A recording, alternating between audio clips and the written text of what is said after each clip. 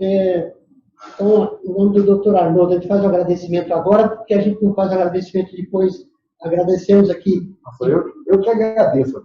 É isso. Agradecimento ao Dr. Arnoldo por ter cedido e nos organizado esta live de interesse público. Então, aqui para nós, participantes e debatedores, nosso agradecimento pela gentileza de emprestar os conhecimentos nessa hora aí, que a gente sabe que está todo mundo com uma agenda violenta nessa área. Importante para o país. Muito obrigado. Então, estamos iniciando a nossa live de hoje. Agradeço aos senhores debatedores por estarem presentes nessa discussão de interesse nacional de um tema absolutamente importante, que é de energia. Não vou tomar o tempo na minha fala, passo diretamente a palavra ao Dr. Arnoldo Wald Filho, a quem agradeço por ter facilitado essa live, que vai fazer as apresentações. Dr. Arnoldo. Boa noite a todos. Gostaria de agradecer a presença aqui do nosso governador, Geraldo Alckmin, também da professora Patrícia Iglesias, presidente da CETESB, que vem realizando um trabalho ímpar. Essa companhia hoje está batendo todos os recordes em rapidez de aprovação e sempre zelando por esse lado ecológico, hoje tão importante no mundo. Quero agradecer também a presença do Wilson Ferreira Júnior, presidente da Eletrobras, uma das maiores autoridades em energia e eletricidade, do Fábio Zanfelice, presidente da Votorantim Energia e presidente do Conselho da CESP, e também do Márcio Reia, presidente da EMAI.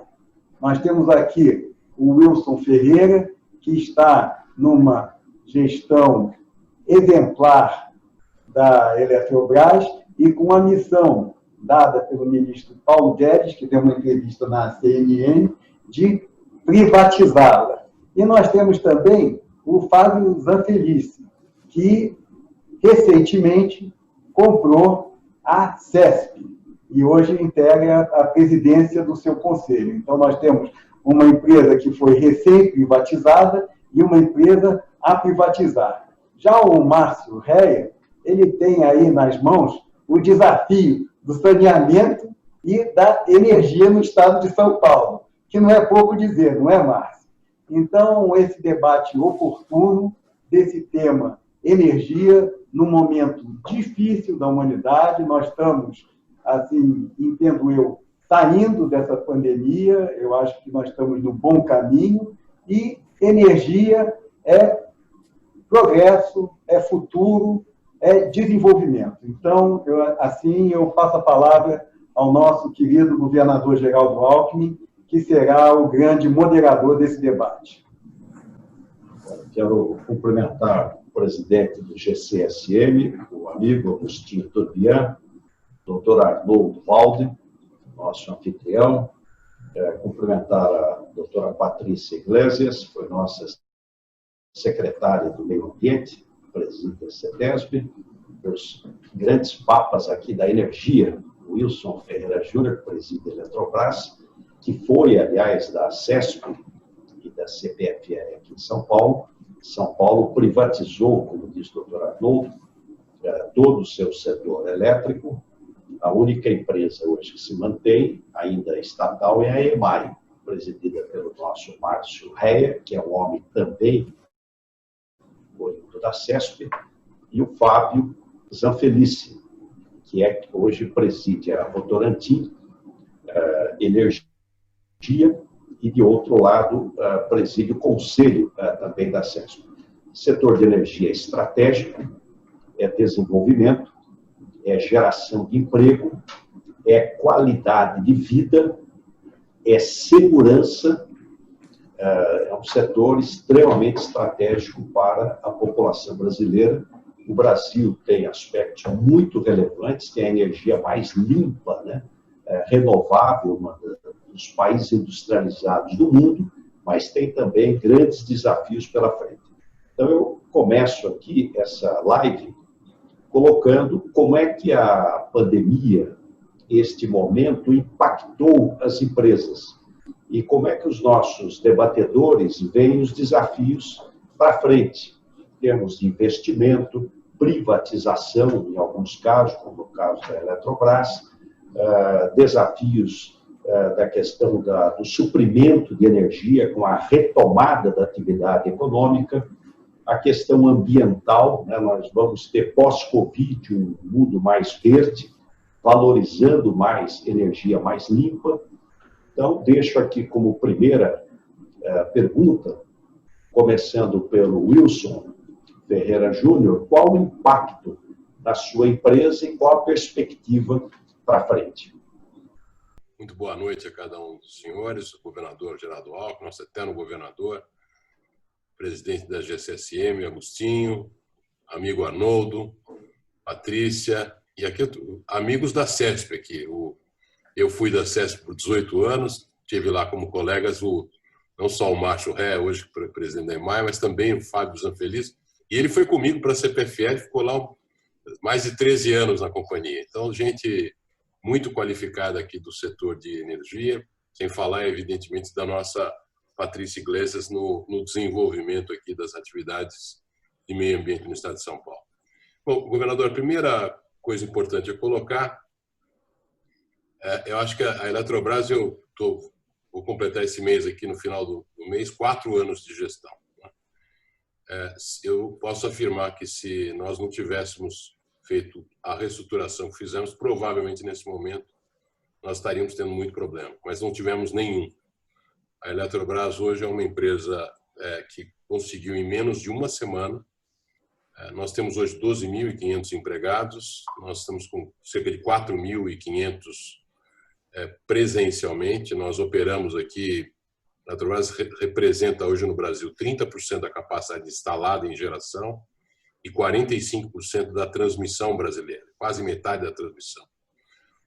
Nesse período, nós, como eu falei, em menos de uma semana, nós conseguimos colocar 6.500 pessoas trabalhando de casa, em o que a gente chama de teletrabalho, completamente integradas, prestando todos os seus trabalhos necessários. É uma companhia que é listada no Brasil e fora do Brasil. Nós publicamos nossos balanços, fizemos nossas assembleias, registramos nossos balanços nos Estados Unidos. Então, tudo cumprido em casa, né? e bem cumprido. E na operação da companhia, acho que isso é o mais importante, isso revela um pouco do acerto que tivemos ao longo do tempo. O senhor falou, e corretamente, que o Brasil é um dos países com a matriz elétrica mais limpa do mundo. E o Brasil tem 88% da sua matriz composta por energia limpa e renovável. A Eletrobras é que puxa o Brasil para cima, ela tem 96% da sua energia hoje limpa e renovável. E como ela tem esta característica, no momento da pandemia nós tivemos uma pequena redução de consumo no início, mas ela chegou a 14% no mês de abril, né, foi um ponto, e hoje ela está em 5%. Como a gente despacha por ordem de mérito e, obviamente, dando preferência às fontes mais baratas, o que acabou acontecendo ao longo desse período é que a Eletrobras, que tem 30% da capacidade instalada, chegou a responder, em alguns dias, por quase 42% da energia brasileira também. Então, a companhia funcionando perfeitamente, com um gerenciamento da qualidade e da confiabilidade dos seus sistemas também perfeito, em níveis de segurança e disponibilidade dos mais altos que ela já teve. Eu diria assim, sob o ponto de vista desse evento, que é um evento extraordinário, a companhia, graças a Deus, se preparou e tem enfrentado com muita disposição esse momento difícil. Obrigado, Wilson. Coloco a mesma pergunta para o Fábio Zanfelice. Qual o impacto, né, da pandemia e como é que ele vê aí a retomada do ponto de vista das empresas de energia? Ok.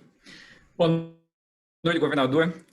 Gostaria de agradecer o convite para essa live. Gostaria também de cumprimentar o Agostinho, doutora Patrícia, Wilson, que trabalhamos 13 anos juntos lá na CPFL, e o Márcio Ré, que eu tive o prazer de trabalhar alguns meses lá, quando nós estivemos lá à frente da CESP na presidência. grandes amigos aí, muita satisfação. Governador, esse é um evento que eu acho que nos melhores mapeamentos de risco que nós pudéssemos fazer, qualquer empresa, ele não estaria, ou se ele estivesse, a probabilidade seria muito baixa, né? Então, realmente, é redundante dizer que esse é um evento sem precedentes, e isso trouxe, de fato, desafios que nós tivemos que nos adaptarmos em questão de dias, né?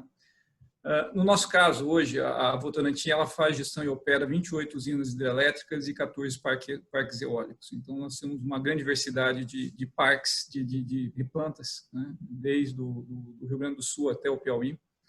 A prioridade número 1 da companhia foi o bem-estar e a saúde das pessoas. Então, a primeira coisa que nós fizemos, realmente, na terceira semana de março, nós colocamos praticamente todo o nosso time, né, em home office, o pessoal no time corporativo. E nas usinas nós fizemos um trabalho muito intenso, né, para garantir o distanciamento social e também a segurança das pessoas. Felizmente, até o momento, nós nas nossas operações não tivemos nenhum caso de Covid ainda confirmado. A gente sabe também que no interior esse processo ele é mais lento, mas a gente fica muito feliz de não ter tido ainda nenhuma intercorrência. E um pouco do que o Wilson disse, né, o setor elétrico de novo mostrou a capacidade de coordenação, a capacidade técnica de manter o sistema, né, sem nenhum grande ou sem nenhum grave evento, no momento onde nós tínhamos restrição de mobilidade de pessoas, nós tínhamos restrições de recursos, inclusive. Mas eu acho que as empresas do setor, né, desde a geração, a distribuição, a transmissão, né, o operador nacional do sistema, teve aí um papel fundamental para que a gente tivesse realmente o suprimento, né, de energia elétrica ininterrupta, bem como o senhor disse que é essencial para a sociedade, né, e sem nenhuma intercorrência. Do nosso lado, nas nossas empresas, nenhum evento grave.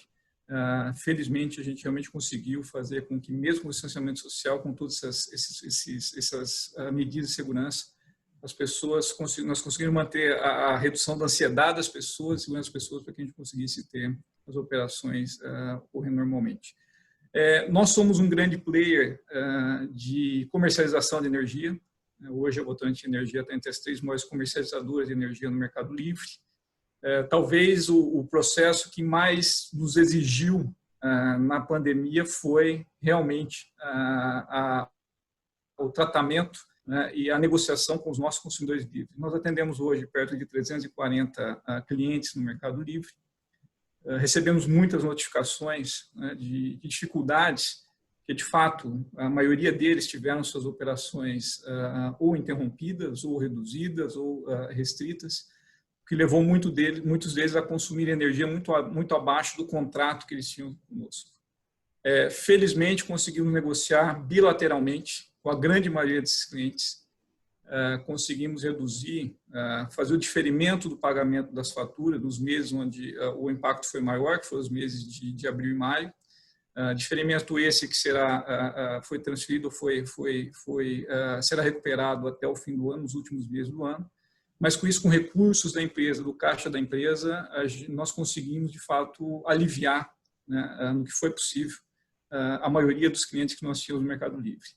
Esse é um reflexo também, né, de novo, da capacidade de coordenação e da forma como o setor elétrico tratou essa questão tão inusitada que foi a Covid, que através das negociações bilaterais a gente conseguiu, de fato, resolver um grande problema, né? Conseguimos aliviar uma grande parte das empresas que eram atendidas. Isso não aconteceu só com a Votorantim Energia, isso foi praticamente a forma como todo o Mercado Livre tem resolvido essa questão da Covid, através de realmente negociação, as partes tentando entender quais são as dificuldades de uma e de outra, né? E de forma amigável, de forma negocial, conseguir arranjar uma saída. Então, de certa forma, foi um belo teste de estresse para o setor elétrico e até o momento a gente entende que estamos, né, como setor elétrico, nos saindo bem. Para o futuro, a retomada é a grande incógnita, né? Como esse consumo retoma, como as empresas, a economia reage, né, em que tempo recuperação em V ou qualquer outro tipo de recuperação. Essa realmente é uma incógnita que nós vamos estar observando, iremos observar a partir de agora, a cada mês, como o consumo reage e como as empresas também reagem a esse novo normal pós-pandemia. Eu não arriscaria dizer aqui qual seria o futuro, né? O futuro a gente tem aí ainda até o fim do ano para pelo menos desenhar o que vai acontecer, mas é um processo de a todo dia observar os sinais do mercado, tanto do setor elétrico como da economia, para tomar uma decisão, né, para o mês seguinte, né? Mas estamos otimistas, confiantes que a gente vai sair dessa e, com certeza, com uma resiliência maior e mais preparados, né, a partir desse evento tão dramático que nós temos vivido. Realmente, doutor Fábio, é extraordinário, né, o fato de termos todos afetados pela questão da pandemia, num prazo muito curto e com a intensidade que foi.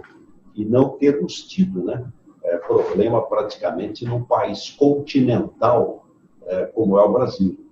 Então, a gente fica feliz porque aqui em São Paulo eu coordenei, na época do governador Mário Covas, o PED, Programa Estadual de Desestatização. E foi uma reforma de Estado importante. O Estado deixou de ser executor e financiador de atividades para ter um papel mais regulador e fiscalizador. E a gente vê as empresas atuando aí de maneira bastante eficiente. Quero cumprimentar todos que estão acompanhando a nossa live, fazendo aqui um abraço a todos vocês através do Dr. Marcos Penido, nosso secretário de Estado de Energia e Meio Ambiente, que comanda aí uma área importante do governo do Estado de São Paulo. E vamos ouvir agora o nosso Márcio Reia, que preside a EMAI, que é uma empresa pública, uma presença importante aqui dentro da capital, da cidade de São Paulo, e também com uma usina histórica, que está chegando aí há quase um século, que é Emborden. Então, vamos ouvir aí o nosso Márcio Reia sobre o impacto e perspectivas aí para frente. Boa noite a todos, aos nossos organizadores, Dr. Arnold Valde Filho, Agostinho Turbian, nossos convidados, o grande amigo Wilson, o grande amigo Fábio Zanfelice, a doutora Patrícia Iglesias, que foi minha companheira de secretariado no governo Geraldo Alckmin e que tem feito um trabalho excelente na CETESB. E uma palavra especial ao doutor Geraldo Alckmin. Ele me ensinou 3 princípios básicos de um grande homem público e administrador, que é trabalho, trabalho e trabalho. A pergunta sobre a questão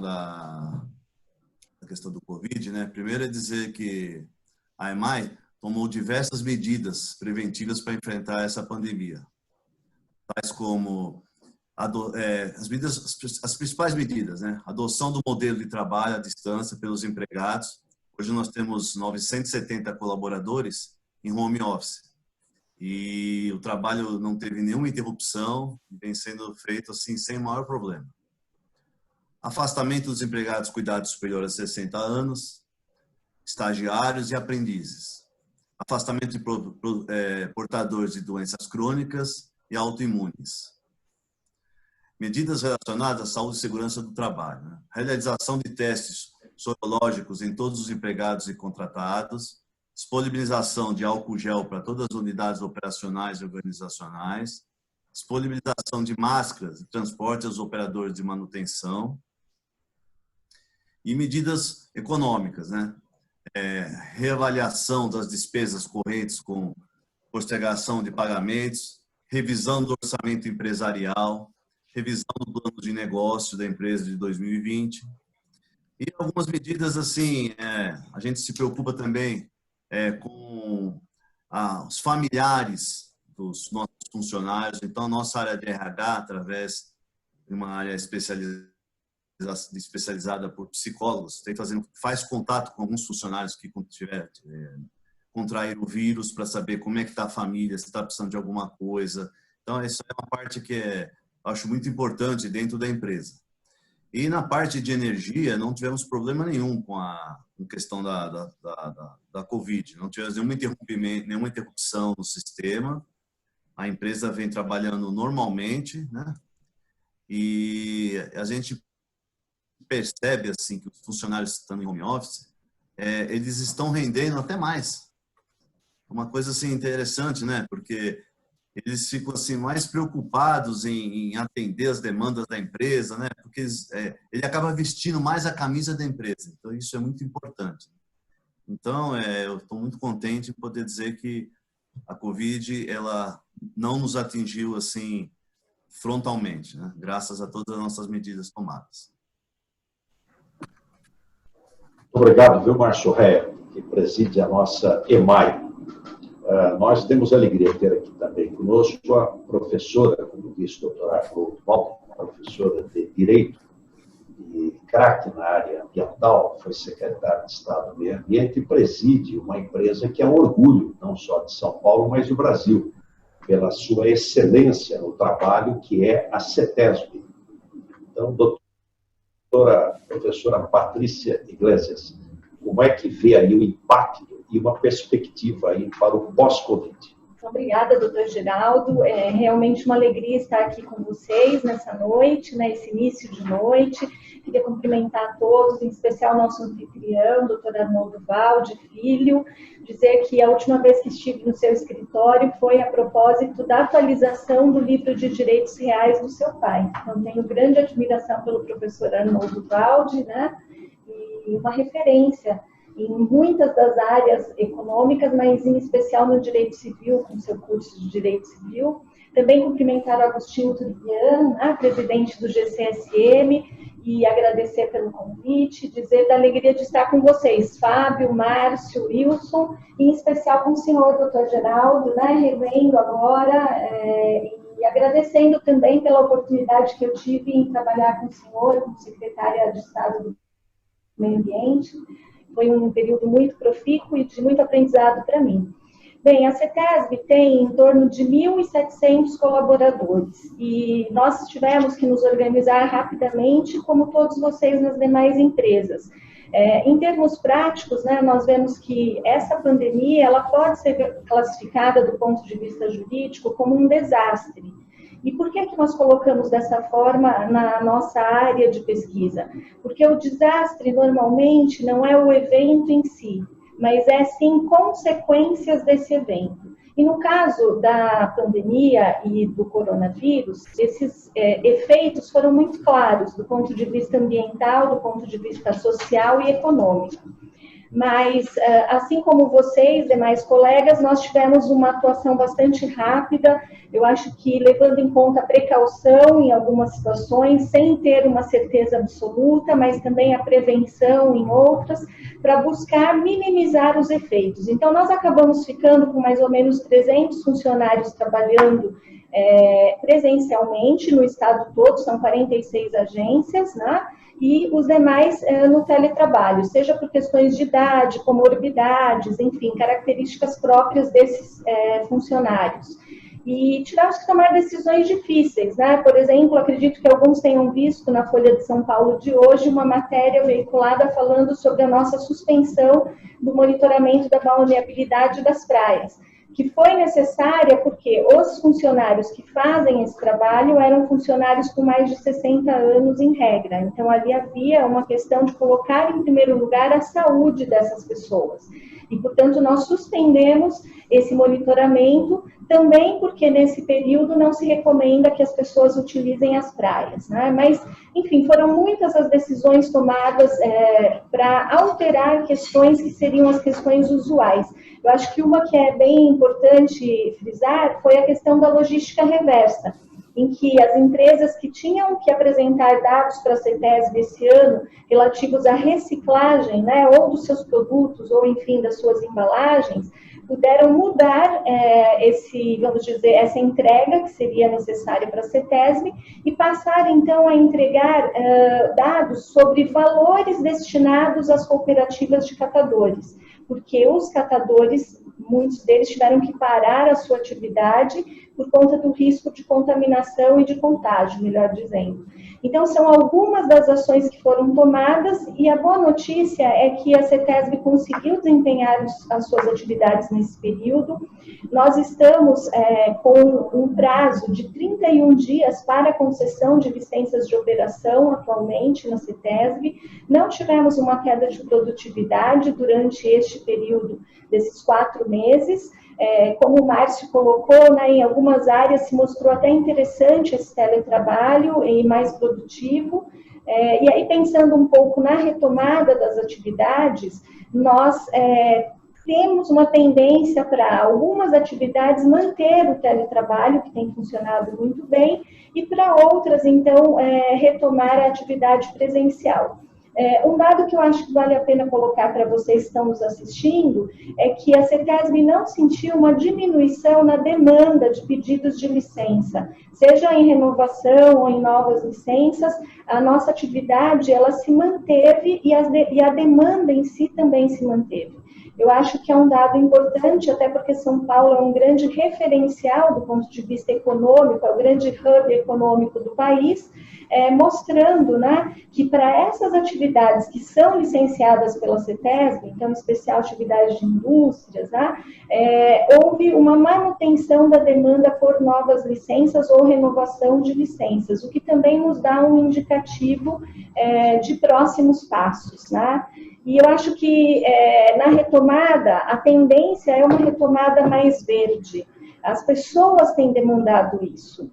A sociedade tem demandado, os próprios grandes fundos investidores, né, têm colocado claramente, até cobrado do Brasil, em nível federal, que haja uma política voltada para a questão da sustentabilidade.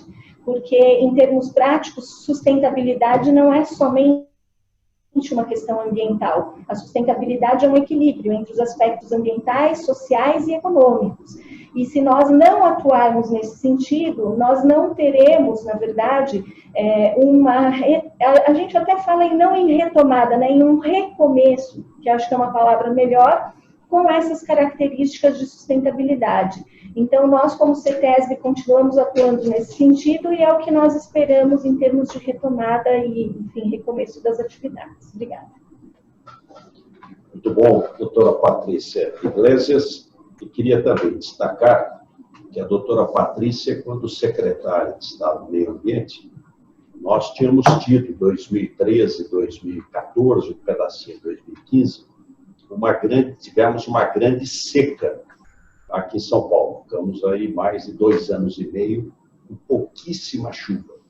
E naquele momento fizemos grandes obras para garantir segurança hídrica aqui na região metropolitana, né? Uma metrópole a 700 metros de altitude do mar, com 23 milhões de pessoas e sem chuva. E além de todas as obras de engenharia, de integração de bacias, de novos modelos de engenharia para poder trazer mais água até da bacia do Paraíba do Sul para São Paulo, foi lançado o programa Nascentes, de recomposição de matas ciliares nas regiões de nascentes, beira de rios, corpos d'água, e foi um sucesso absoluto. Aliás, continua esse grande programa. Quantos milhões de mudas de árvores nativas, doutora Patrícia? Nós estamos já com mais de 38 milhões, e para usar aquele dado que o senhor, né, nos propôs à época, que era a medição em campos de futebol, para que as pessoas pudessem entender a dimensão disso, né? Então, já são mais de 20, da equivalência, né, 28 mil campos de futebol com restauração ecológica. Realmente é um dado muito interessante que já foi apresentado fora do Brasil várias vezes. O programa Nascentes é um grande sucesso, uma medida extremamente importante de preservação de nascentes, corpos d'água, matas ciliares, em áreas do governo e principalmente em áreas privadas. Então, foi feita muita parceria com o setor privado, cumprindo o Código Florestal, as pessoas entravam com as áreas que precisavam ser reflorestadas, o governo coordenava, quem tinha que pagar por serviços ambientais através de compensação cobria a despesa, cooperativas faziam a manutenção dessas áreas e as mudas produzidas nas penitenciárias do Estado de São Paulo, grande parte delas. E todas mudas nativas, né, da nossa Mata Atlântica. Doutor Arnoldo, alguma colocação, doutor Arnoldo? Não, realmente, governador, o senhor foi o pai de vários programas que hoje são um sucesso nessa área ecológica. São Paulo sempre pioneiro, puxando o Brasil para o bem. A professora Patrícia, representando o Brasil não só aqui em São Paulo, mas também no mundo, ou seja, transmitindo uma imagem de um país sério, com os compromissos ecológicos. Aqui, nós estamos aqui hoje no consulado de Mônaco, e Mônaco tem compromisso com a ecologia. A Fundação do Príncipe Albert II, um dos objetivos dela é combater o aquecimento dos oceanos. Inclusive, o senhor recebeu o príncipe no palácio aqui em São Paulo, quando o Agostinho Turbian promoveu um evento pela ecologia, pela sustentação contra o aquecimento dos mares, a sustentação, o crescimento sustentável. Então, isso tudo, quando se discute energia, se discute também preservação, se discute energia limpa. E é isso que nós estamos vendo, não só no trabalho do Wilson Ferreira, que está aumentando a média do Brasil, mas o Brasil também tem uma média alta. Então, é muito bom estarmos aí com o Fábio Reia, com o Zanfelice, que acabou de assumir a CESP, num movimento corajoso, de um grupo nacional que decidiu investir em energia. É muito interessante, porque grupos estrangeiros também participaram da licitação, e esse debate é um debate que só engrandece. Muito obrigado, Fernando. Nós que agradecemos, doutor Arnoldo. E muito bem destacado que a sustentabilidade, o conceito é ambiental, social e econômico. Ela compõe esse tripé. Agora, há uma pergunta que eu queria fazer ao doutor Wilson Ferreira Júnior, que é a questão da Eletrobras, uma das grandes empresas, como ele colocou, do Brasil, das maiores, né, do país, presente no território nacional, em termos de geração, de transmissão, quase metade do país, e a grande questão é a privatização. O que, doutor Wilson, que a gente pode ter de informação sobre esse grande desafio de interesse do país, que é a privatização da Eletrobras? Bem, governador, inclusive nesse tema aqui, eu fui seu aluno, né? Eu participei do PET, à época como CESP, para vender as distribuidoras de São Paulo, inclusive aquela que eu era funcionário e acabei me tornando o primeiro presidente eleito. Então, estou seguindo o seu caminho, né? No caso específico da Eletrobras, governador, acho que primeiro é importante destacar que passamos aqui ao longo dos últimos anos um processo importante de reestruturação da companhia, de recuperação da economia da empresa. Isso se deu basicamente pela saída da empresa do negócio de distribuição. Nós tínhamos 7 distribuidoras estaduais, privatizamos todas elas. As 7 distribuidoras foram privatizadas. Fizemos uma redução também no número de participações acionárias que a companhia tinha, mais de 40, vindas de 170. Fizemos uma redução importante também no número de empregados, nós tivemos de 26 mil empregados para hoje pouco mais de 12 mil, e reduzimos por força disso a alavancagem da companhia. Então, isso, a repercussão importante que a gente pode ter, governador, era uma companhia que na Bolsa de Valores valia 9 bilhões, ela chegou a 70 bilhões antes da própria crise. E é um patrimônio importante porque a União, direta e indiretamente, tem 60% desse valor. Então, ela tinha, você imagina, 70% de 9 bilhões em 2016, e hoje ela tem 60% de uma companhia que pode valer, eu entendo que até mais do que o dobro do que ela vale hoje. Então, é uma criação de valor, uma recuperação de valor da sociedade brasileira importante. Agora, o que é importante colocar no tema da privatização, governador? Essa decisão foi tomada pelo presidente da República, então, em novembro do ano passado, ele enviou um projeto de lei ao Congresso Nacional, à Câmara dos Deputados. Esse projeto foi objeto de grande trabalho, basicamente do Ministério da Economia, do Ministério de Minas e Energia, na elaboração, no debate da modelagem, e a modelagem escolhida ela é importante pela transparência. A modelagem é a partir de um processo de um aumento de capital da empresa, para que ela possa, eu vou explicar um pouco mais à frente, adquirir um conjunto de outorgas de concessão para geração de energia em regime de produção independente. E esta outorga, o valor dessa outorga, que está hoje orçado em cerca de 16 bilhões de reais, será então objeto de nós vamos à Bolsa de Valores, ela é listada no Brasil, nos Estados Unidos, Nova York e na Europa. Então nós vamos fazer um aumento de capital, lançar novas ações. O governo não vai acompanhar, e com um aumento de capital de 16 bilhões de reais, o governo reduz a sua participação de 60% para menos do que 50%. Esta é a transação, é feita inteirinha em Bolsa de Valores. A companhia tem hoje uma grande aceitação fora. Só para dar uma ideia para vocês, nós tínhamos, há menos de 4 anos atrás, 15 mil acionistas da companhia. Hoje nós temos 75 mil. Então, o próprio brasileiro e o investidor estrangeiro, institucional ou pessoa física, é o investidor da companhia. Aí, o que é importante colocar a vocês da conveniência desse processo? A primeira coisa importante é o seguinte: o que gerou o problema da Eletrobras lá atrás, o senhor deve lembrar, cada um de vocês deve lembrar, que em 2012 houve uma chamada medida provisória, ficou famosa mais pelo número da medida provisória do que pela lei de conversão. A medida provisória é a 579, que gerou, no início de 2013, uma redução de tarifa para todos os consumidores brasileiros, da ordem de 20% naquela época.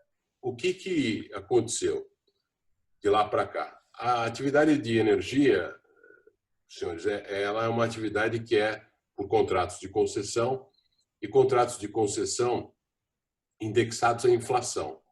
Geração, transmissão e distribuição tem um reajuste único anual pela inflação. No caso da distribuição e transmissão, até ligeiramente abaixo disso, porque a cada 4 anos tem uma revisão tarifária negativa. Mas, infelizmente, desde que houve essa medida provisória, 579, as tarifas de energia, então, se a gente olhar de 13 para cá, a inflação foi 37%, mas a tarifa de energia subiu 111%, exatamente 3 vezes a inflação. Isso se decorreu em face da renovação das concessões da Eletrobras naquela ocasião. As concessões tiveram uma redução de tarifa da ordem de 70%, que, aplicadas a todos os consumidores brasileiros, permitiu aquela redução de 20%. Só que como remédio, o senhor conhece bem isso, tem aquela bula, aquelas letrinhas pequenininhas, diz o seguinte: mas se tiver um risco hidrológico, que há pouco o senhor falou o que nós passamos aqui em São Paulo, o risco hidrológico que força a geração termoelétrica, esse tipo de coisa, esse vai ser pago pelo consumidor. Isso fez com que houvesse aquela criação das chamadas bandeiras tarifárias, que todo mês a ANEEL emite, e é de conhecimento de cada um de vocês. As bandeiras tarifárias foram responsáveis por que o valor da energia aumentasse mais do que a inflação, potencialmente quase 3 vezes a inflação ao longo desse período. E é isso que o governo vai revisar agora. Quer dizer, quando se fez isso, o chamado risco hidrológico é repassado mensalmente ao consumidor, todo mês, né, sem que ele possa gerenciar esse risco. Ele não tem como se defender do risco. Ele simplesmente tem que pagar. E no setor elétrico, a geração de energia, no regime de produção independente, como o Fábio tem nas suas usinas, e como a maior parte das usinas brasileiras, o gerador é responsável por gerenciar esse risco. Até porque ele tem instrumentos para gerenciar. Então, o que o governo está fazendo é o seguinte, governador: ele está outorgando novas concessões, novos contratos de concessão, no regime de produção independente e não mais de cotas, que era o que a gente tinha desde a 579, e o valor criado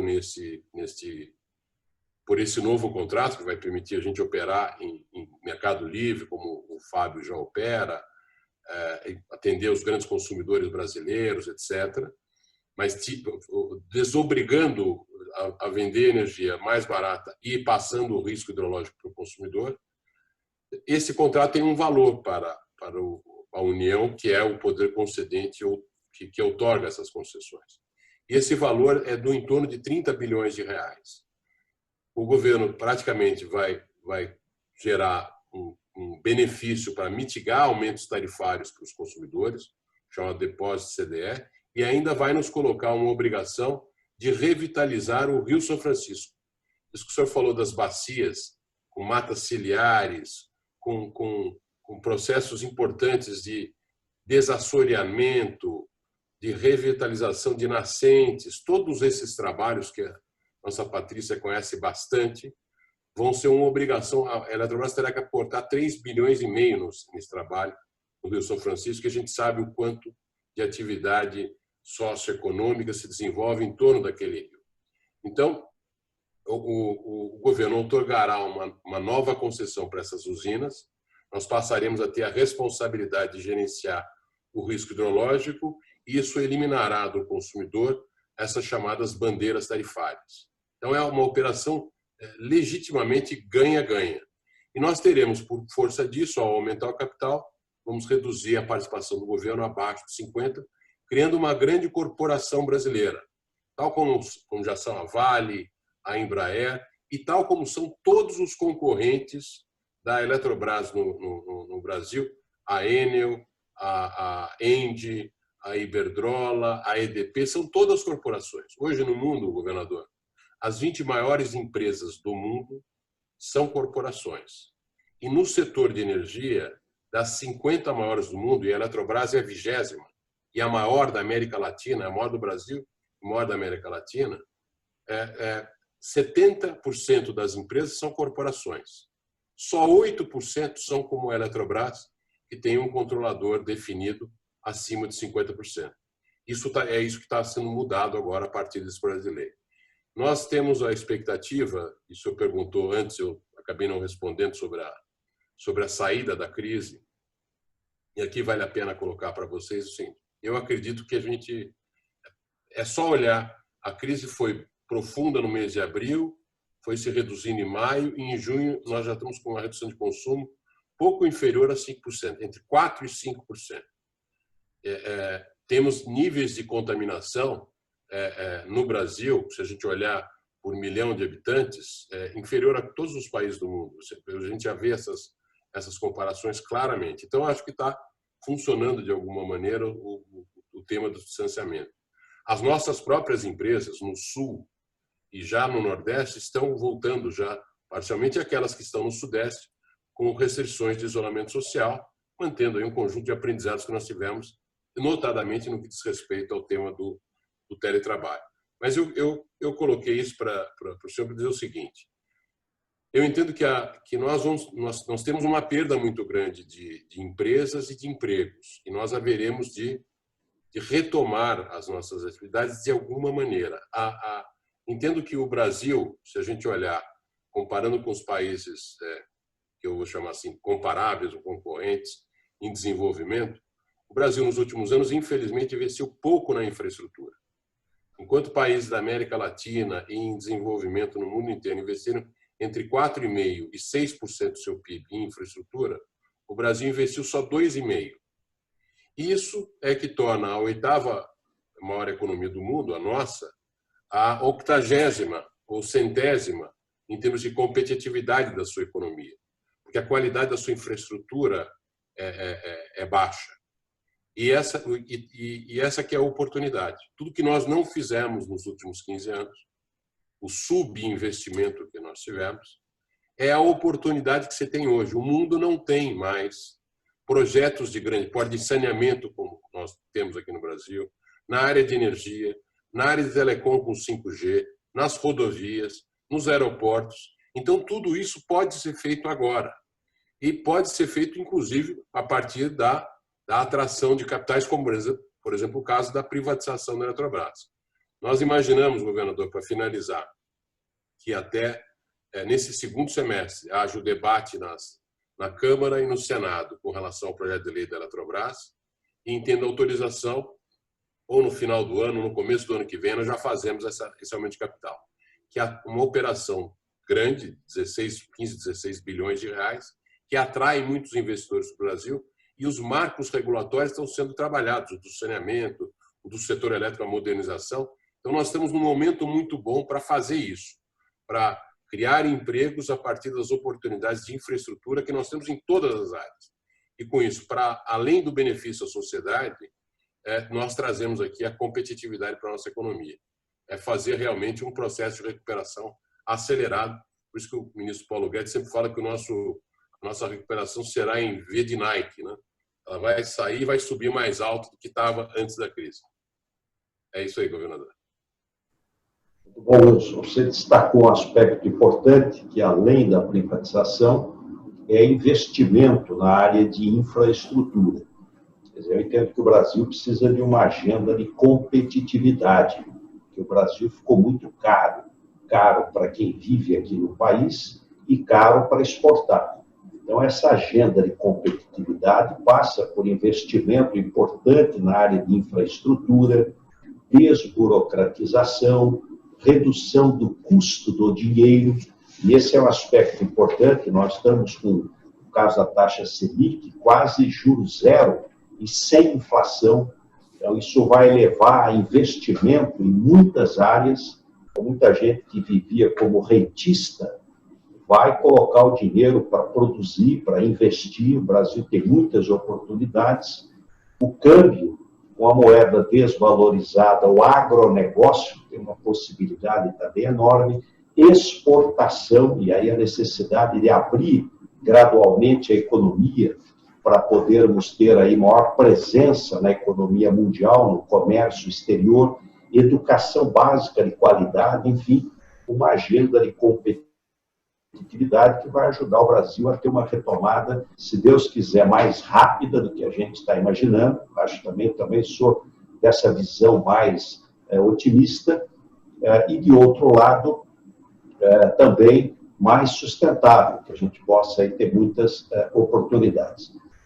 Eu queria perguntar à doutora Patrícia Iglesias sobre a questão do resíduo sólido. Nós temos ainda muitas áreas de aterros sanitários chegando no final da sua vida útil. E, de outro lado, há uma possibilidade grande de geração de energia, de criação de riqueza através da geração desses aterros, inclusive utilizando gás metano. Como é que o governo do Estado, a CETESB, vê essa questão de geração de energia, de podermos aí transformar, né, os nossos aterros em boa possibilidade de energia? Essa é uma questão relevante, né, para o momento atual, doutor Geraldo, porque o Brasil gera mais de 80 milhões de toneladas de resíduos sólidos urbanos por ano. E o aterramento não é a única solução. Então, não só a CETESB, né, mas a Secretaria do Meio Ambiente, a Secretaria de Infraestrutura e Meio Ambiente, com o secretário Marcos Penido, tem pensado em estruturar esses sistemas de uma forma melhor, para que esses resíduos não deixem, né, de ter uma destinação melhor, e a própria questão dos CDRs, como assim são chamados, ao invés de levar tudo para o aterro, que muitas vezes é o que acontece ainda hoje. Então, o Estado de São Paulo ele tem sido precursor nesse sentido e tem regulamentado toda a substituição energética de combustíveis fósseis, para, por exemplo, no caso do cimento, né, utilizando esses resíduos, os CDRs, né, os resíduos decorrentes do resíduo sólido urbano, nos fornos de cimento, por exemplo. Tá? E essa tem sido uma demanda cada vez maior. A indústria é consumidora também de energia e nós licenciamos recentemente 3 unidades de recuperação de energia para geração de energia elétrica e a vapor, e queima, né, do lixo em fornos de última geração. Essa tem sido uma demanda do próprio setor, o aproveitamento também do biogás dos aterros sanitários. Então, aquilo que a gente tem no aterro é como um potencial gerador de energia elétrica em expansão no nosso estado. Inclusive, a maior usina em operação para biogás está justamente em operação no Brasil, está em São Paulo, na região de Caieiras.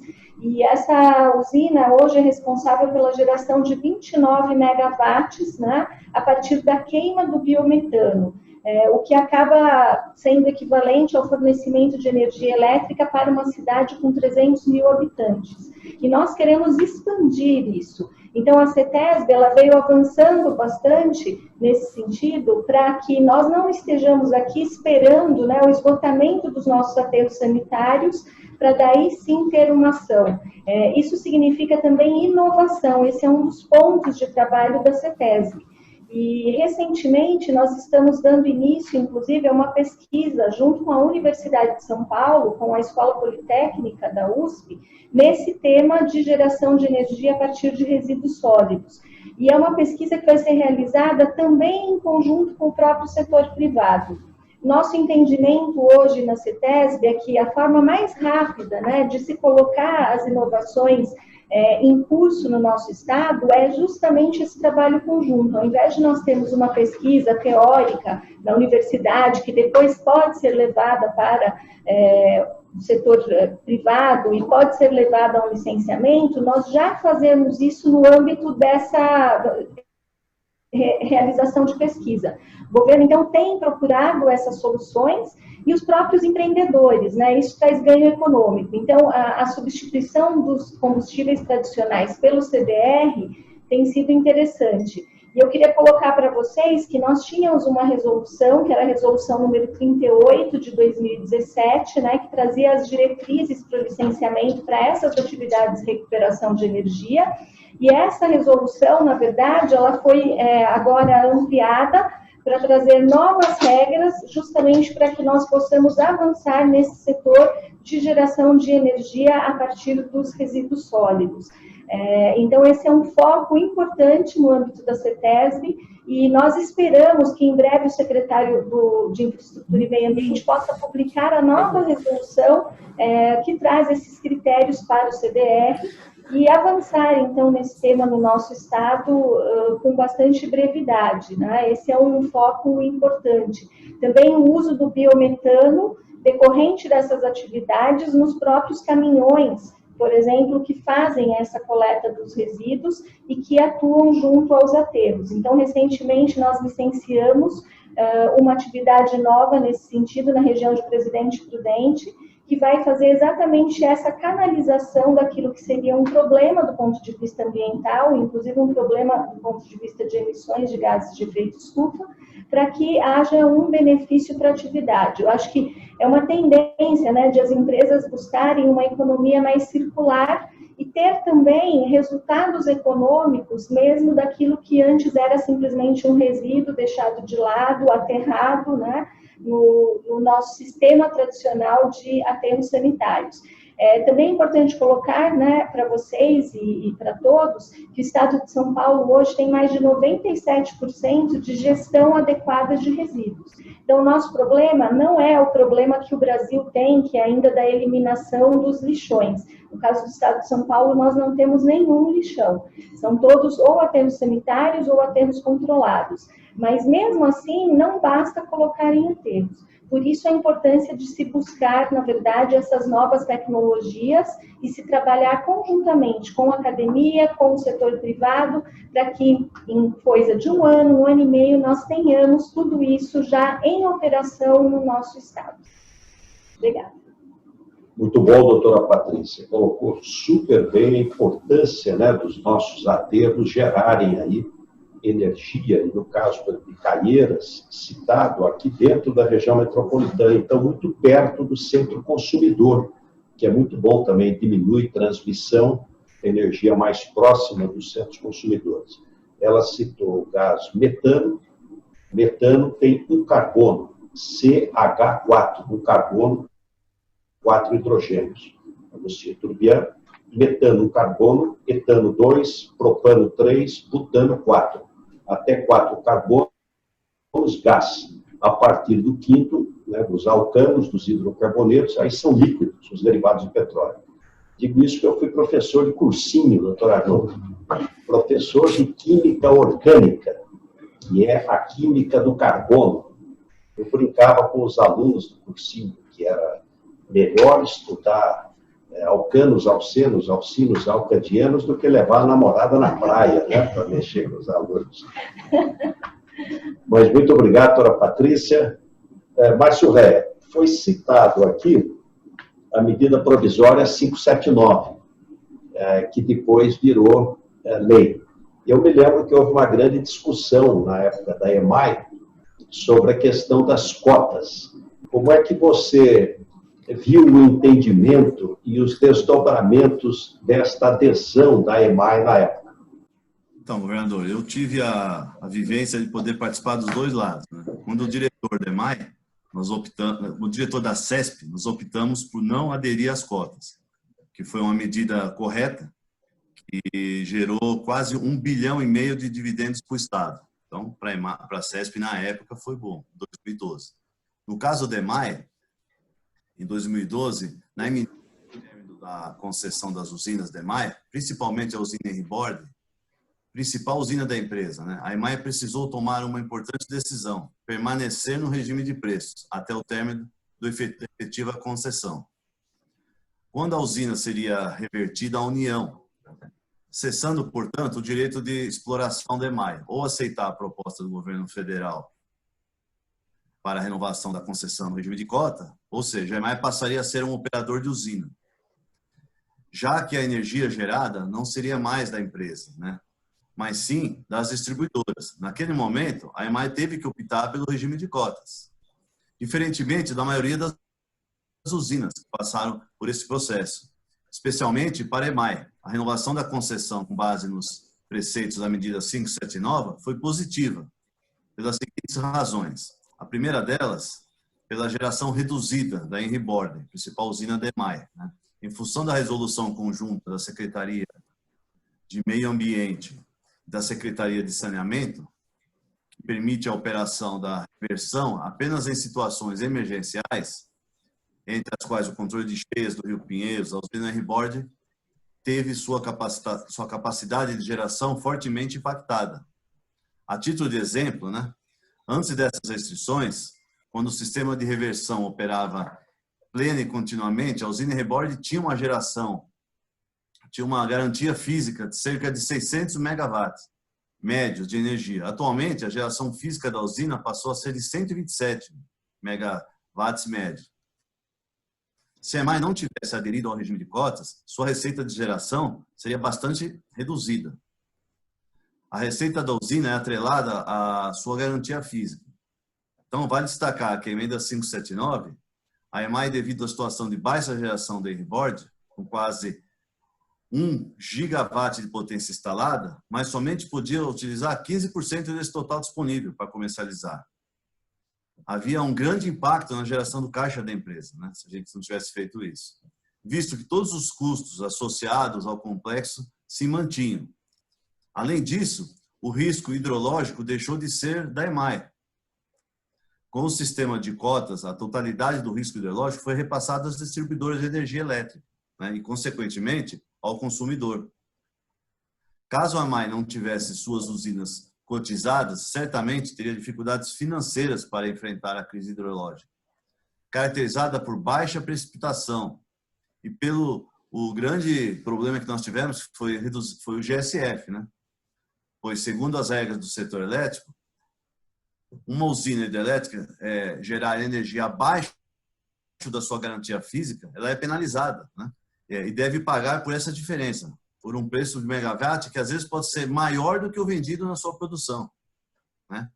E, por fim, a viabilização do retrofit das usinas. Esse é um ponto muito importante, né? Como a maioria das usinas da EMAI foi construída no começo do século passado, exemplo da Henry-Bord, a nossa maior usina, inaugurada em 1926, os equipamentos do nosso parque gerador se encontravam obsoletos, inclusive com grande dificuldade de manutenção, para encontrar peça, turbina, é muito complicado para você ter que encomendar, tem que vir de outro país, é coisa para 6 meses, 1 ano para você trocar uma peça. Com a cotização, a EMAI passou a receber recursos financeiros exclusivos para investimento, né? Através da GAG Melhoria, né? Que tem permitido a EMAI utilizar esse seu parque gerador. Então, de 2 anos para cá, nós já trocamos várias máquinas, substituímos vários equipamentos, e com isso nós aumentamos a eficiência das usinas, com uma nova tecnologia de ponta, né? Melhorando a qualidade e eficiência. Então, foi muito positivo, no caso específico da EMAI, ter aderido ao sistema de cotas. E lembrando, né, que essa foi uma decisão tomada em conjunto com o nosso governador Geraldo Alckmin. Na época, eu me lembro de uma reunião com o Dr. Geraldo, que o Dr. Geraldo falou, não, vamos ter que fazer o que é correto para que a empresa seja privilegiada nesse sentido de poder gerar mais energia para a população. Obrigado, Márcio Ré. Aliás, interessante destacar, né? Há quase um século atrás, o engenheiro Asa Billings, um homem de grande vanguarda naquele tempo, porque o Rio Pinheiros, ele deságua no Rio Tietê. E o que ele fez? Ele inverteu, fez o Tietê entrar no Pinheiros. E através da elevatória, né, de Traição e depois lá na Billings, ele faz a água voltar. E aí joga nas tubulações lá para Cubatão. É impressionante o desnível, né? Esse paredão da Serra do Mar, e aí gerando energia elétrica aqui dentro do centro consumidor e com uma grande eficiência lá em Henry Borden. O problema foi a poluição, e aí na Constituição Paulista, em 89, proibiu, falou, olha, só pode reverter, porque está muito poluído e pode poluir as represas, só pode reverter se tiver risco de enchente. Por isso que caiu tanto a produção lá em Henry Borden. Mas à medida que avançar o tratamento de esgoto, nós teremos aí uma eficácia energética extraordinária. Sim, governador. Inclusive, é a hora que melhorar a qualidade do rio, podendo bombear mais água para Billings, nós vamos poder gerar mais Henry Borden e conseguir uma tarifa, um acréscimo de tarifa para a EMAI do governo federal. É isso aí. E os benefícios para a EMAI são benefícios para o povo paulista, que é uma empresa do governo do Estado de São Paulo. Dr. Fábio Zanfelice, uma pergunta. Nós já temos uma energia bastante limpa, uma energia renovável, mas pós-pandemia, acho que uma tendência que já vinha, que é a questão verde, ambiental, sustentabilidade, ela é catalisada. Quer dizer, a pandemia foi um catalisador para termos aí um mundo mais sustentável. Quais os desafios? Como é que a gente pode ter energia mais renovável na matriz energética brasileira? Muito bem, governador. Eu costumo dizer que o Brasil é o país que tem a maior diversidade, né, de fontes de geração de energia elétrica entre os países do mundo. A gente além tem diversidade desde biomassa, recurso eólico, solar, hidrelétrico. A gente tem também uma geografia que facilitou muito, né, o desenvolvimento do setor elétrico em torno de grandes bacias, grandes hidrelétricas. Isso também levou à constituição de centro de transmissão muito robusto para levar a grandes distâncias esses blocos de energia até os centros consumidores, né, onde o Wilson hoje faz gestão de mais da metade dessas linhas de transmissão. E com o advento, com a inovação tecnológica, usinas eólicas e os próprios painéis solares, abriu um outro caminho para o Brasil que tem sido muito virtuoso em relação a investimentos em energias renováveis, né? E tratando de sustentabilidade, né, a doutora Patrícia comentou muito bem, né, sustentabilidade tem que observar que esse aspecto econômico, social e ambiental. As fontes renováveis, elas atendem a esses requisitos de uma forma fundamental. Um projeto eólico hoje, além de ele ter baixo impacto ambiental, ele hoje é localizado nas regiões mais carentes do país, né, no Nordeste do Brasil, no interior do Nordeste do Brasil, onde os recursos eólicos são os melhores recursos que nós temos no país. Ele leva, na verdade, renda, porque todos a área onde esses parques são instalados, eles são áreas arrendadas dos proprietários locais, né, áreas que eram totalmente sem valor algum, passam a gerar renda na região. E levam junto projetos sociais de suma importância para regiões tão carentes. Então, as renováveis têm essa característica bastante interessante, né, de atender a todos esses requisitos de sustentabilidade. O que acontece com o nosso país, que é fantástico, né? Temos geração eólica, que ela é maior durante o período seco, ou seja, ela é complementar à geração hidrelétrica. Enquanto nós estamos no período úmido aqui no Sudeste, né, no Nordeste, nós temos menos geração eólica. Quando nós entramos no período seco aqui, que é entre abril e outubro, os ventos são mais fortes no Nordeste, o que acaba complementando, né, com a geração hidrelétrica. Um outro fator fantástico no Brasil, a geração eólica, em muitos parques, a maioria dos parques, ele é mais forte à noite. O vento ele acaba sendo mais forte à noite, o que durante o dia ele reduz. Mas durante o dia nós podemos investir em projetos solares que geram durante o dia. Então, o Brasil é um caso de sucesso em relação à geração de energia elétrica que é fundamental. Nós temos, além da diversidade, uma complementariedade de fontes que é fantástica, né? Qual que é o grande, então, do ponto de vista de oportunidades, para qualquer investidor, esse é um portfólio que qualquer investidor ao redor do mundo gostaria de ter, né? Uma capacidade de investir em fontes diferentes que são diversas, complementares, né, e elas têm, na verdade, um aspecto sustentável muito presente, né? Ou seja, são realmente as fontes que vão tratar da expansão não só do Brasil como do mundo, são fontes renováveis, são fontes realmente que têm o apelo de reduzir a emissão de gás de efeito estufa, então tem muitos atributos. O grande desafio, né, que nós possivelmente vamos resolver com mais tecnologia ao longo do tempo, essas fontes são intermitentes, né? Diferente de uma geração hidrelétrica, onde a gente consegue regular a produção, as fontes renováveis, a maioria delas são intermitentes. Nós sabemos que quando a gente acende a luz, né, nas nossas casas, imediatamente alguma coisa tem que reagir no sistema, e basicamente é uma hidrelétrica abrindo seu distribuidor para aumentar a vazão na turbina, para fazer, na verdade, a compensação, gerar mais para atender aquela carga. Infelizmente, a geração eólica e a geração solar não tem essa capacidade de regulação. Nós fazemos isso hoje com os reservatórios das hidrelétricas, ou seja, mais uma dádiva que o Brasil tem, né, de ter construído ao longo da sua história reservatórios que hoje sustentam essa intermitência das fontes eólicas, que tem seu papel fundamental para a regulação da geração do país. Ao longo do tempo, nos próximos anos, com certeza, vamos ter armazenamento, baterias que também vão fazer esse trabalho de estabilização da geração no país, mas o grande desafio é como a gente remunera esses atributos de todas as fontes no país, né? A eólica, solares, renováveis com seus atributos, né, de sustentabilidade, né, e as hidrelétricas, né, centenárias, algumas muito antigas, né, onde foram explorados recursos hídricos, que sustentam a geração dessas fontes renováveis. Ou seja, é conciliar o que é antigo, né, que não velho, né, mas o que está há mais tempo na base da matriz energética, com o que vem de novo. Então, o desafio nosso no setor elétrico é como a gente consegue fazer com essas coisas, além de conviverem, que já convivem, mas que passem a ser remuneradas pelos seus atributos, que são fundamentais, cada um dentro da sua função. Obrigado, Fábio Zanfelice. Tem uma pergunta aqui para o Wilson Ferreira Júnior, do Roberto Gianetti da Fonseca.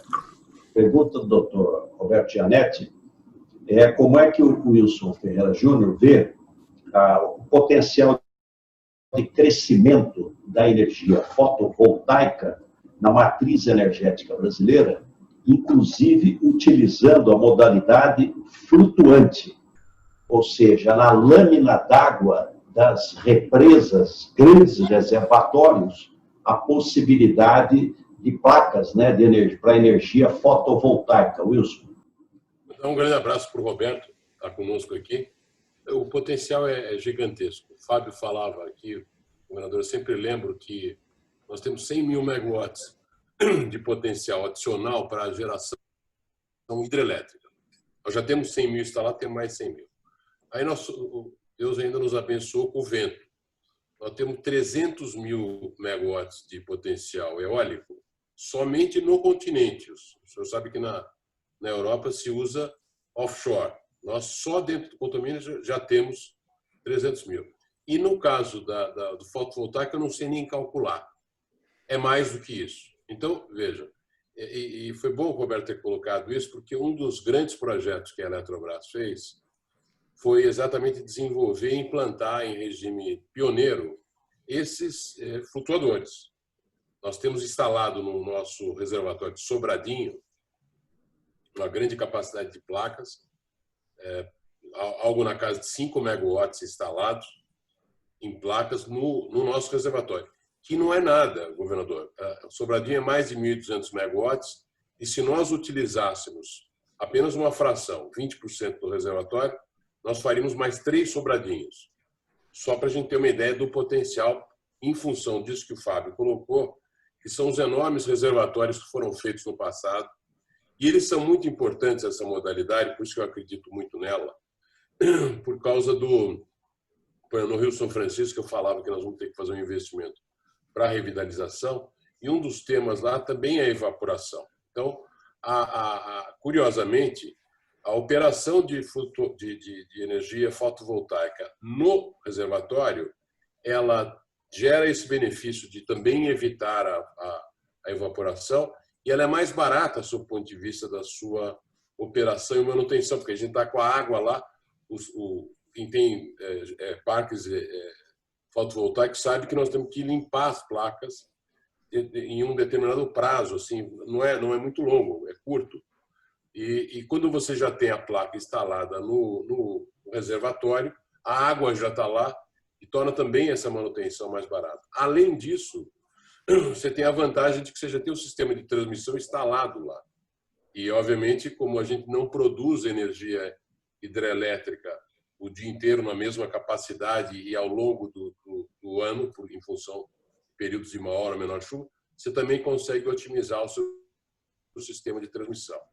Razão pela qual, no que diz respeito à expansão, e essa é a fonte que, sob o ponto de vista da sua eficiência, mais cresce e, portanto, o seu preço unitário mais decresce, essa é uma fonte que o Brasil vai ter, tal como tem a eólica nesse momento. Acho que é algo fundamental, é uma vantagem extraordinária que nós estamos colocando no Brasil. E a Eletrobras tem planos de expandir na usina de Boa Esperança e na usina de Balbina neste ano ainda.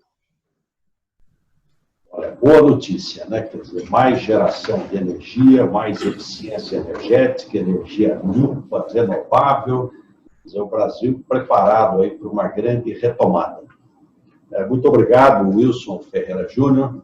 Nós temos aqui pergunta para o doutor Arnoldo. Então, vou passar o doutor Arnoldo para ele responder a pergunta aqui dos nossos internautas. Não, eu vou perguntar, ok? Eu vou aproveitar e perguntar. Eu recebi aqui uma pergunta interessante do nosso colega ambientalista, advogado Flávio Brando, e ele está preocupado com o patrimônio florestal das elétricas, porque, efetivamente, todas essas empresas têm um patrimônio florestal muito grande. A pergunta é se essa infraestrutura verde das empresas de energia está contabilizada e avaliada de alguma maneira, até para fins de compensação de carbono. E eu diria essa pergunta, então, à nossa professora querida, para terminarmos aí com as mulheres tão bem representadas. Bem, na verdade, o próprio licenciamento leva em conta esses fatores, né? E é até interessante que a CETESB procurou recentemente desenvolver um trabalho que propiciasse uma nova resolução com nota de corte para análise da nossa diretoria de impacto. Então, não sei quantos de vocês conhecem um pouco a estrutura, mas nós temos uma diretoria de controle, que vai analisar empreendimentos menores, e a diretoria de impacto, para analisar os grandes empreendimentos. Então, recentemente, o secretário de Infraestrutura publicou a resolução, que é a resolução número 29, agora de abril de 2020, trazendo essa nova nota de corte. de forma que se analisa todas as intervenções que são feitas, mas com parâmetros mínimos, né? Então, você tem desde intervenção em unidades de conservação e também a questão da própria vegetação, a depender do estágio médio ou estágio avançado, que vai ser suprimida para a realização daquela obra. Esses fatores são considerados e também se trabalha na própria compensação ambiental. Eu acho que o doutor Geraldo colocou muito bem no início. A grande sistemática do programa Nascentes foi pegar esses devedores de compensação, e muitos deles são da área de energia, né? Então, nós tivemos um esforço muito grande, por exemplo, da SESC, no que diz respeito ao programa Nascentes, fazendo a sua compensação destinada para essas áreas específicas no entorno dos cursos d'água, enfim, nascentes, e de uma forma bem interessante, porque não se usou recurso público. Portanto, esse patrimônio, ele deve sim ser utilizado. Agora, a gente precisa tomar um pouco de cuidado, porque quando você tem aquelas áreas definidas no Código Florestal, então, por exemplo, áreas de preservação permanente ou mesmo reserva legal, elas não vão ser computadas propriamente para compensação, né? Então, é o excedente que não fica dentro dessas áreas por exigência do próprio código, que pode ser utilizado para fins de compensação. Pode e deve. E se você me permite completar um pouco, Valde, nós temos na CETESB uma crescente demanda por licenciamentos para energia, vamos dizer, fotovoltaica, unidades de recuperação de energia. Isso é bem interessante. Eu trouxe aqui uns dados para vocês, mas só de fotovoltaicas, considerando 2019 e 2020, nós licenciamos um potencial instalado de 512 megawatts. E em operação já temos 220. Isso estou falando do estado de São Paulo. Então, é para mostrar que há, sim, uma tendência, né, de crescimento nessa área, inclusive dos parques solares. Então, recentemente, nós licenciamos municípios como Dracena, Ouro-Oeste, Pereira Barreto, Castilho, né? Tudo voltado para a questão de fotovoltaica. Isso permite, né, como foi dito também pelo Fábio, que se trabalhe a questão da intermitência, você trazer segurança para, né, as outras atividades. Você não vai ficar só com uma fotovoltaica, ou só, por exemplo, com gás natural, mas você pode utilizar em conjunto para trazer uma segurança maior do ponto de vista energético, que no caso de São Paulo é importante. São Paulo ainda importa energia. Então, nós temos que desenvolver cada vez mais, né, esses fatores para ter uma segurança energética maior. Também licenciamos recentemente uma termoelétrica em Lins, né? Então, essa vai ter um potencial instalado muito grande, de 2.050 megawatts, e vai ser instalada ainda. Mas são os benefícios que nós temos dessa composição energética hoje no nosso estado, né? E são fatores que vão levando o estado de São Paulo a ter mais segurança do ponto de vista de energia. Eu acho que são os pontos aí principais para colocar. Muito obrigado.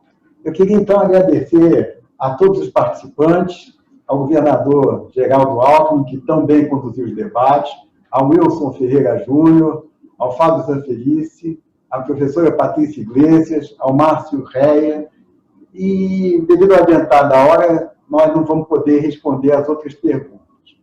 O tempo é o nosso maior bem. Vocês hoje, à noite, vocês não doaram só o tempo de vocês, que já seria muito. Vocês doaram também o talento e o conhecimento sobre energia e meio ambiente. Então, isso engrandeceu o nosso debate.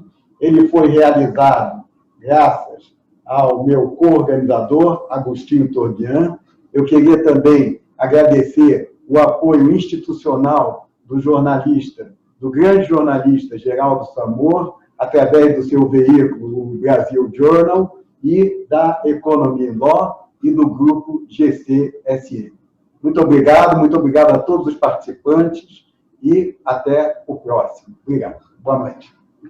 Muito obrigado a todos que nos acompanharam durante todo esse tempo aqui na live, e em especial aos nossos debatedores todos. Muito obrigado. Boa noite. Muito obrigado. Boa noite. Boa noite, obrigado. Fiquem bem. A live vai continuar, ela vai ser gravada e continuará no YouTube à disposição de todos posteriormente. Obrigado. Boa noite. Agostinho, Pois não. só queria fazer um agradecimento também ao nosso secretário Marcos Penido, que tem nos apoiado em todas as nossas decisões nas nossas empresas vinculadas à secretaria. Muito obrigado. Bem lembrado, Márcio. Um abraço a todos. Muito obrigado. Boa noite. Boa noite.